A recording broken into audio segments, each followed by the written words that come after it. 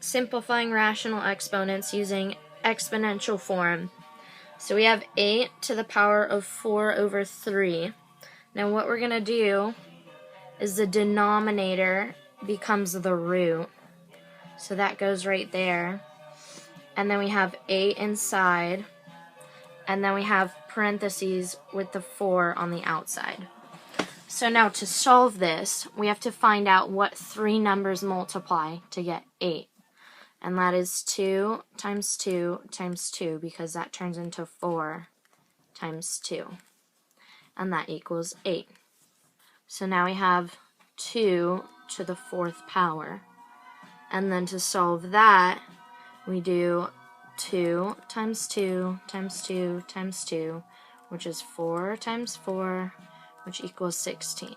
And that is our answer. So for radical form, this is what a problem will look like. And all you have to do is you take this 4, and that goes in the denominator spot, and the 3 on the outside of the parentheses goes in the numerator, and you just take this 16 and put it in front. So your answer would be 16 to the root of 3 over 4. Of powers, all you have to do is you add the exponents. So 10 plus 4, if the variable is the same each time. So right here we have 3 x's. So you have 10 plus 4 plus 6. So you end up with x to the 20th power. Power of a power, you'll get an equation that looks like this. And you'll have one exponent on the inside of the parentheses and one on the outside. And what you do is you just multiply the 2 exponents together to get your answer, and the variable remains the same. But I always remember that because you have one on the inside and you have one on the outside. And when you have something on the outside of a parentheses, you multiply those 2 together. The power of a product, you'll have an equation that looks like this, and you'll have 2 different variables, and you'll have one exponent. But what you have to do with this exponent is you distribute it to the 2 separate variables. So your answer would end up being x100, y100. So for negative exponents, you'll have a negative exponent like this. And what you have to do is to get rid of the negative exponent, you have to divide both by 1 or set it up in a fraction like this. And then you have to take the negative and switch it so that it's in the denominator. So when you switch something, it turns to a positive number. So once you have that positive exponent, 2 to the 1st power is 2. So you can find your answer, and that's one of the exponents. Alright, anything to the 0 power, or a 0 in an exponent, equals 1. No matter what number, if you have that little 0 up there, it's going to equal 1. So the quotient of powers is, you would get a problem that looks just like this, and it'll be a fraction, and you'll have a separate number of exponents on the top and the bottom. But what we do is we're going to cancel these out, but you can only cancel them out if it's the same variable below it. So you can cancel them out using the simple method that everybody uses, but it takes a lot of time. So I'll show you. We cross out this, this, this, and we're left over with 4 x's on the bottom. So that's how you would get your answer, 1 over x to the 4th.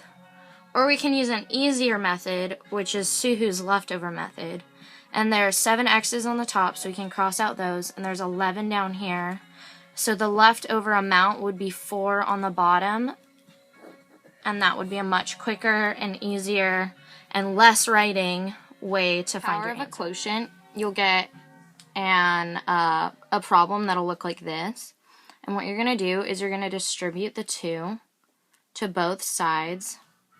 So you're going to get 3 to the 2nd power over 4 to the 2nd power. So that's basically saying 3 times 3 over 4 times 4. So 3 times 3 equals 9, and 4 times 4 equals 16, and then that's your answer. So the equation we use for this problem is t equals 0.5 root of h. And in this problem, t is equal to time in seconds, and h is equal to height in feet. So say it takes 2 seconds for a monkey to throw a banana, and we want to see how many feet he can throw it in 2 seconds. So what we're going to do is we're going to write out 2 seconds equals 0.5 root h. Now we want to isolate the h, the root h, So we're going to divide both sides by 0.5, and that gets us 2 over 0.5, which equals root of h. Now, to simplify this 2 over 0.5, we're going to do 2 over 1 divided by 1 over 2. And to multiply that to make it a lot easier, we just switch this side. So it'd be 2 times 2 over 1 times 1, which would end up being 4 over 1, which equals 4. So then we come down here and we have 4 equals root h. But to get rid of the root, we need to square root both sides to cancel out this root. So once you square both sides, this root cancels, and 4 times 4 is 16, so we end up with h equals 16 feet. Alrighty, reflection time. I really am enjoying your class this year. It's really different from last year, but I love how you teach, and I'm having such a great time in your class. And I don't want to say I'm having an easy time, because I'm definitely not having an easy time, but I'm having such a nice time with the tests and the studying, and I've definitely improved so much, especially from last year. And I'm studying a lot more, and I'm learning a lot more, and I just really enjoy coming to your class. And also, the life lessons are so much fun. Personality-wise, I think I got Otter, and it was kind of the social butterfly one, so that was really fun. And then I love the love languages as well. I remember we did these both last year. And my personal love languages are quality time and physical touch. But quality time especially. I think it's really important to spend time and kind of talk with one another and super duper get to know each other. And quality time is really important.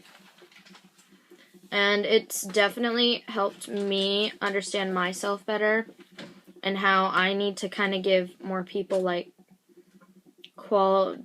just be a better person towards other people. So, yeah.